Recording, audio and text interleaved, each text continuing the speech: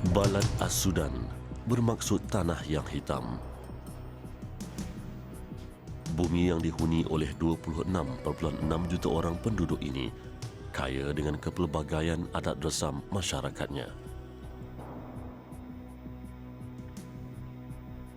Majoriti penduduk Sudan berketurunan Arab dan Afrika ataupun campuran daripada kedua-duanya. Namun, perbezaan keturunan dan warna kulit tidak menjadi penghalang ruh Islam menjadi tali penghubung paling ampuh seterusnya pembentuk peradaban negara ini sejak ia tertubuh pada awal kurun ke-16 lagi.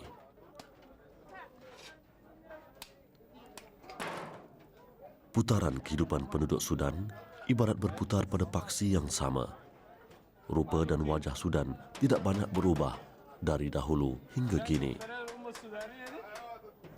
Kemodenan tamadun dunia hari ini tidak banyak merubah rutin harian serta bentuk masyarakat di sini. Rakyat Sudan tidak pernah menolak kemajuan dan kemodenan, tetapi mereka lebih selesa dengan apa yang dilalui. Ini dapat dibuktikan ketika kunjungan kami ke sebuah pasar menjual haiwan ternakan di barat ibu kota Khartoum yang menceritakan banyak perkara.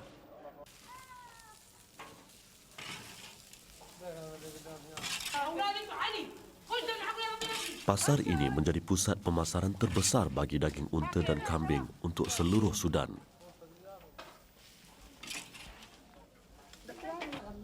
Para peniaga peternak serta pemborong hasil ternakan bertumpu setiap hari ke sini untuk menjalankan urusan masing-masing. Tidak heranlah, bekalan daging segar mudah diperolehi di pasar-pasar seperti ini. Selain menjual daging segar, peniaga mempelbagaikan jualan mereka untuk menambahkan pendapatan. Misalnya, wanita ini menjual daging kambing goreng, makanan kegemaran peniaga serta pengunjung di pasar.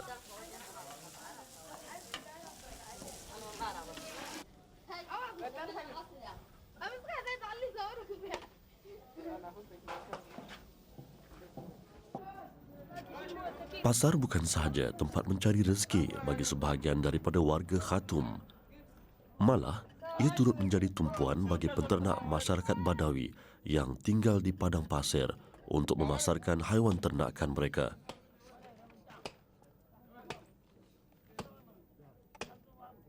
Usia dan cuaca tidak pernah menghalang peniaga ini selagi kudrat anugerah Allah masih ada, selagi itu kehidupan perlu diteruskan.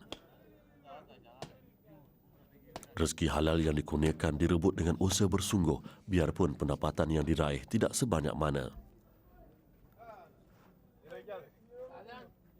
Bagi masyarakat Badui, mereka akan berjalan berhari-hari membawa kambing dan unta dari kampung asal mereka sebelum sampai di Khartoum. Kemudahan pengangkutan moden untuk membawa haiwan ternakan begitu asing dan di luar kemampuan mereka.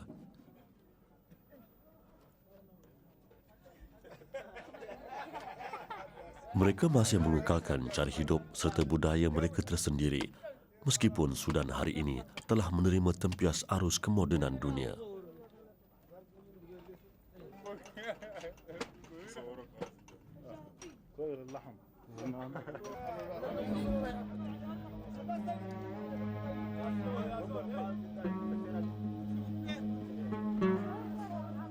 Penduduk Sungai Nil ini mempunyai sejarah yang sangat panjang, bermula sejak 2000 tahun sebelum Masehi.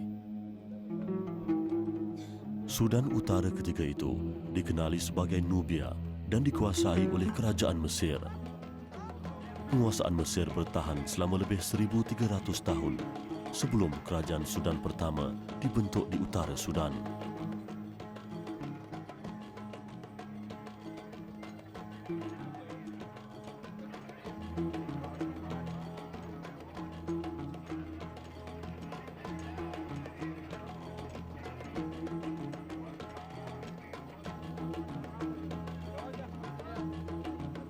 Ketika Mesir diperintah oleh Muslimin Arab, gubernurnya yang juga sahabat Rasulullah SAW ketika itu, Amr bin al-As, memperkenalkan keindahan Islam kepada penduduk Nubia.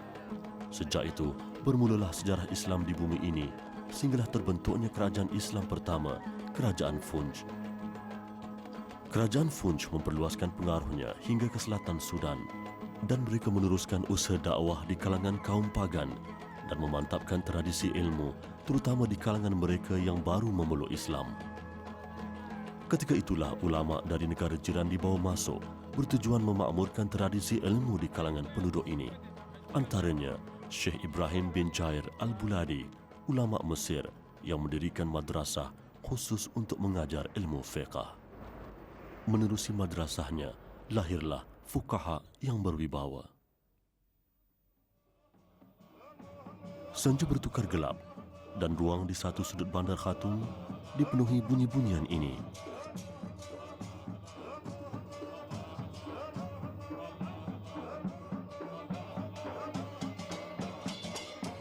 Acara ini menjadi tumpuan golongan tertentu. Mereka adalah pengikut sejenis tarekat yang diasaskan di Sudan sejak kurun ke-18 lagi.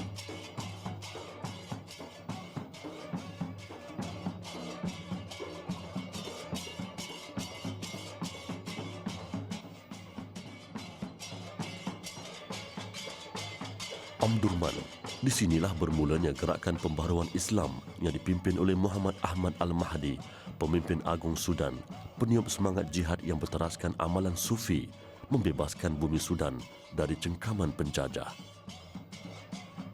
Hari ini, Omdurman masih subur dengan tradisi kesufiannya. Tradisi yang diwarisi generasi demi generasi. Kehidupan di negara ini banyak diwarnai oleh amalan tarekat yang diperkenalkan sejak kurun ke-15 lagi. Malah perjuangan menentang penjajah Inggeris yang disebut sebagai Jihad Mahdiyah juga disandarkan kepada gerakan seumpama ini. Gerakan Jihad Mahdiyah yang dipelopori oleh tokoh kemerdekaan Sudan itu, Muhammad Ahmad bin Abdullah, yang mendapat julukan Imam Al-Mahdi oleh rakyat, menggunakan pendekatan sufi untuk menyatukan pelbagai suku yang sering bergeseran di zamannya. Berdasarkan sejarah itulah, amalan ini terus berkembang hingga ke hari ini.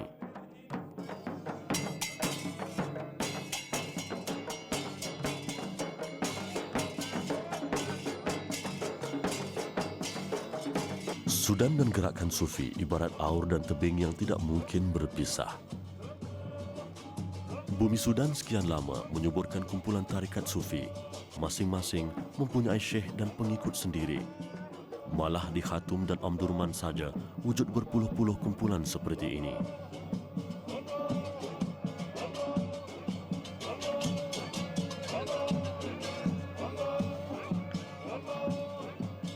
Kepentingan menjadi ahli tarikat sufi seolah-olah satu tarikan buat umat Islam di Sudan, dan amalan ini diwarisi sejak beratus-ratus tahun lalu.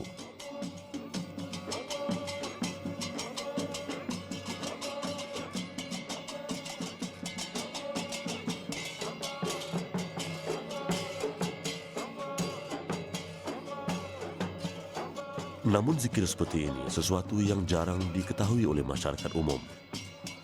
Bagi pengikut tarikat di Sudan, upacara ini sesuatu yang lumrah. Mereka percaya berzikir secara beramai-ramai di depan halaman terbuka sambil diiringi alat muzik adalah manifestasi kecintaan kepada Rabbul Jalil di samping membersihkan hati daripada segala kekotoran dunia.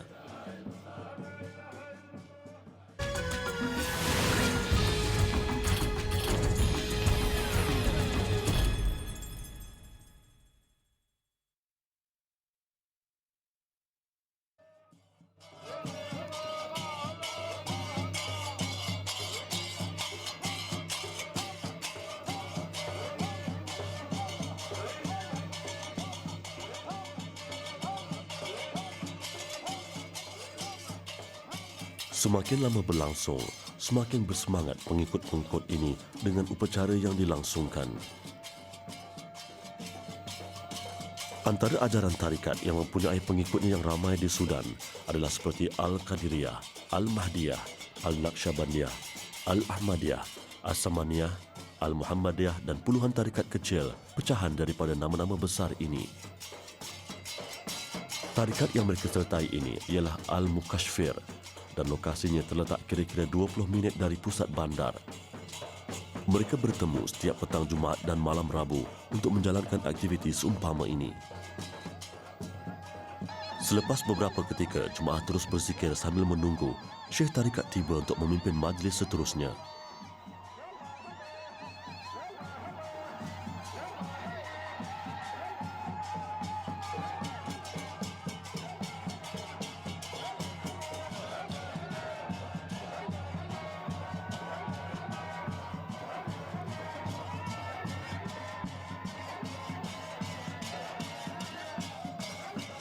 Syekh Tarikat atau ketua kumpulan tarikat ini seorang yang begitu dihormati di kalangan ahlinya. Syekh Al-Amin Umar dikatakan mempunyai ilmu agama yang tinggi, kuat beribadat, diberi kepercayaan oleh Syekh sebelumnya selain disenangi oleh majoriti ahli kumpulan.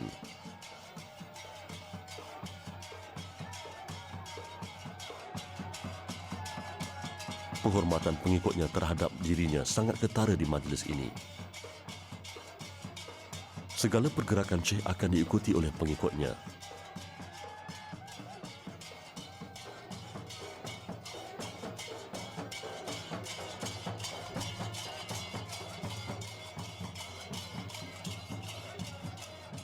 Al-Amin Umar akan menyampaikan ceramah ringkas diselang-seli dengan tarian zikir sufi beberapa kali sehingga majlis tamat pada awal pagi.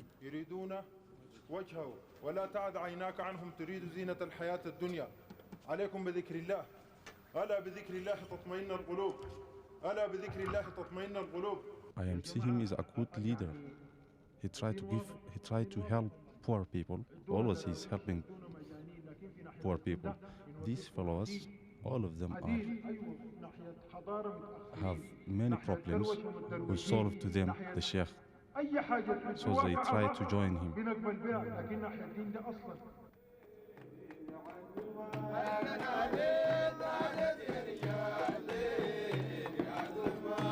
Penghormatan yang diberikan terhadap seseorang tidak bercanggah dengan Islam. Namun, Islam melarang umatnya memuja seseorang pemimpin atau individu tertentu. Pemujaan secara melampau dan memuja-tuli kepada seseorang dikhuatiri akan merosakkan akidah. Sufi menurut kaedah bahasa Arab berasal daripada perkataan syuf yang bermakna bulu kambing. Syuf juga merujuk kepada pakaian yang diperbuat daripada bulu yang kasar. Maka gelaran sufi digunakan untuk menggambarkan kesederhanaan dalam serba-serbi kehidupan. Dalam Islam, contoh kesederhanaan yang paling tepat ialah Rasulullah sallallahu alaihi wasallam. Untuk memahami kewujudan kumpulan-kumpulan tarikat dan ahli sufi, wajar diimbasi perkembangannya. Selepas Imam Al-Ghazali meninggal dunia, lahirlah tokoh-tokoh falsafah Islam tetapi dalam bentuk yang berbeza daripada zamannya. Di antara mereka, ada yang berselindung di sebalik ilmu tasawuf atau menyarungkan jubah tasawuf supaya kelihatan seperti ulama tasawuf dengan matlamat mencemarkan imej kumpulan itu sendiri. Antara mereka, ada yang mempelopori teori wahdatul wujud dan al-hulul atau manusia dan Tuhan meresap dalam satu tubuh. Apabila fahaman tasawuf dibahaskan melalui falsafah, wujudlah satu bentuk kekosongan jiwa dan rohani. Ini memberi kesempatan kepada golongan sufiah untuk mengisinya. Kebangkitan golongan ini menekankan kepada soal-soal kerohanian dan upacara beribadat yang dijelmakan menerusi tarikat yang tidak pernah wujud sebelum itu.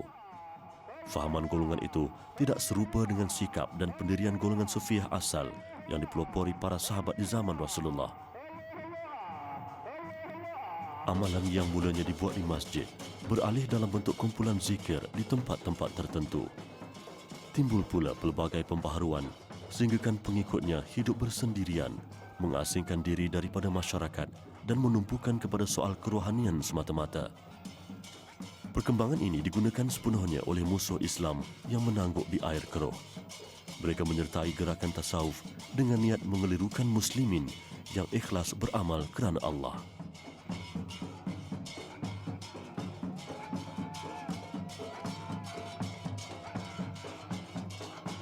Semakin lama berlangsung, keadaan seolah-olah menjadi tidak terkawal.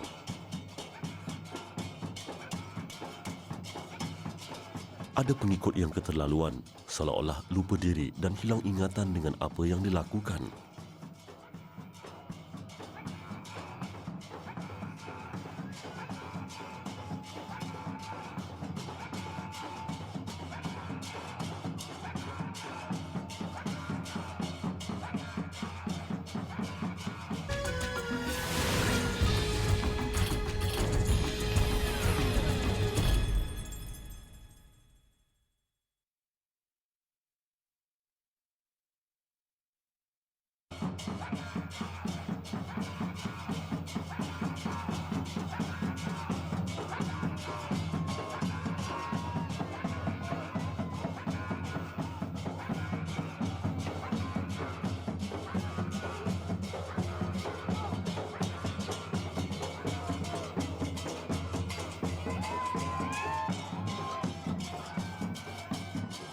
Apakah ini sesuatu yang sangat istimewa untuk dicontohi?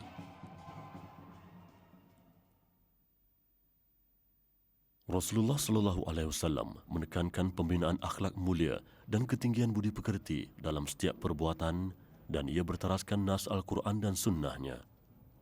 Baginda juga menekankan penguasaan ilmu, kerana ilmu mampu menghindari perkara-perkara yang bertentangan dengan ajaran Islam.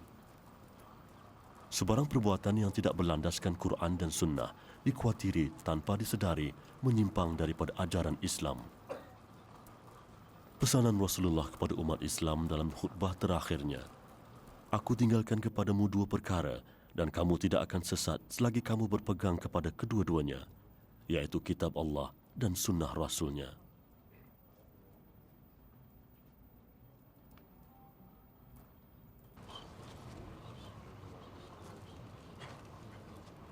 من ذكر الجماعة لأنه ربنا سبحانه وتعالى في حديث القدس قال: من ذكرني في نفسه ذكرته في نفسي، ومن ذكرني في ملأ أي مجمع ذكرته في ملأ خيرا منه.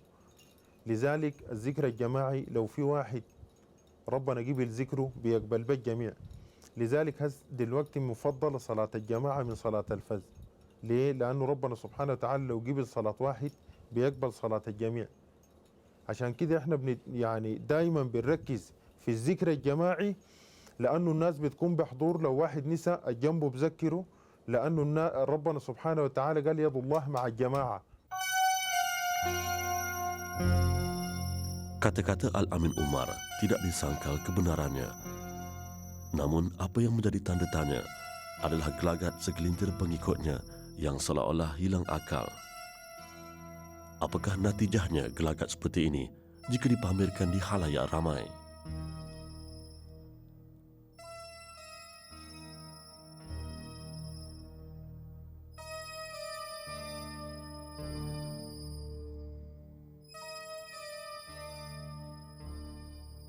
Imam Asy-Syafi'i ada mengungkapkan apabila ditanya perihal jalan mendekatkan diri dengan Tuhan.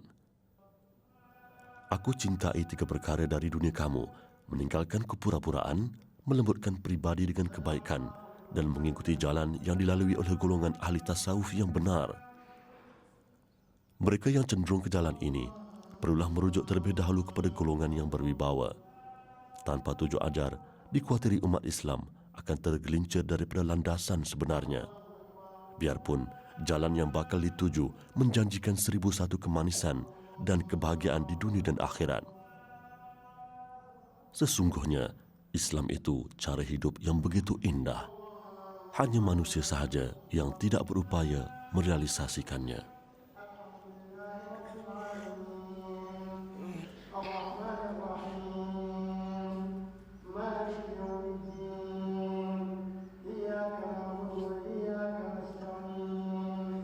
اهدنا الصراط